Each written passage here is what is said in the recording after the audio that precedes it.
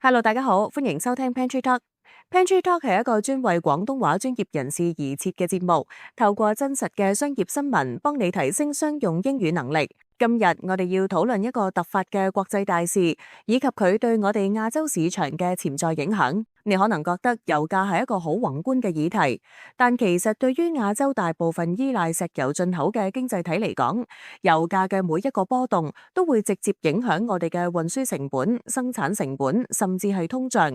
而今日嘅焦點就係美國喺委內瑞拉採取嘅驚人行動，以及呢個行動點樣為全球石油市場帶嚟新嘅變數。首先，我哋嚟睇下新聞重點。根據最新消息，美國軍方採取行動已經成功拘捕咗委內瑞拉嘅領袖馬杜羅。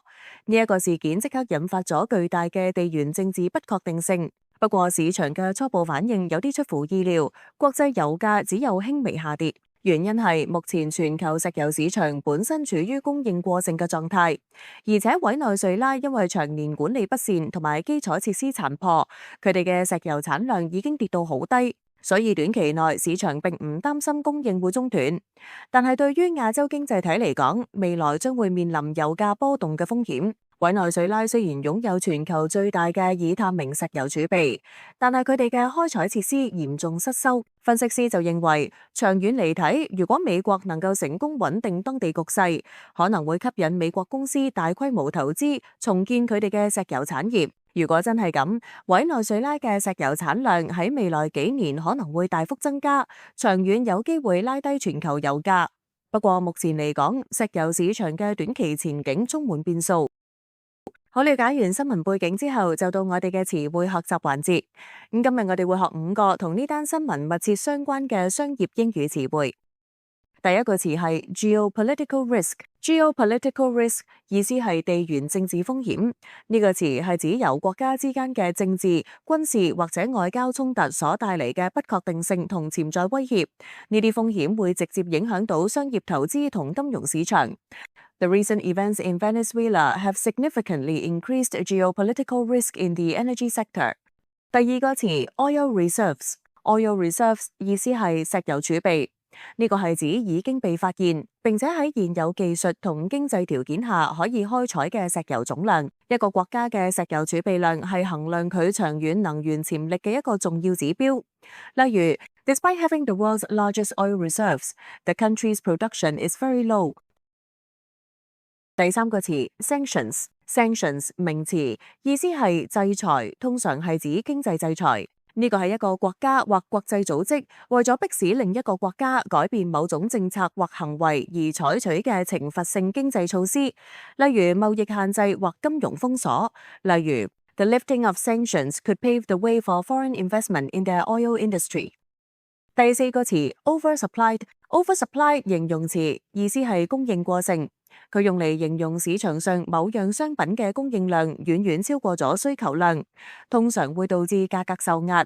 例如 Oil prices remain stable because the global market is currently oversupplied。最後第五個詞 infrastructure 意思係基礎設施。喺呢一個新聞背景下，主要係指一個國家運作所必須嘅實體設施，例如油管、煉油廠、港口等等。委內瑞拉嘅石油 infrastructure 因為長年失修而嚴重老化，例如指 significant investment is needed to rebuild the country's oil infrastructure。好，學完呢5個詞之後，我哋嚟聽一段模擬對話，睇下喺辦公室場景入邊，同事 Alex 同 Michelle 會點樣討論呢單新聞。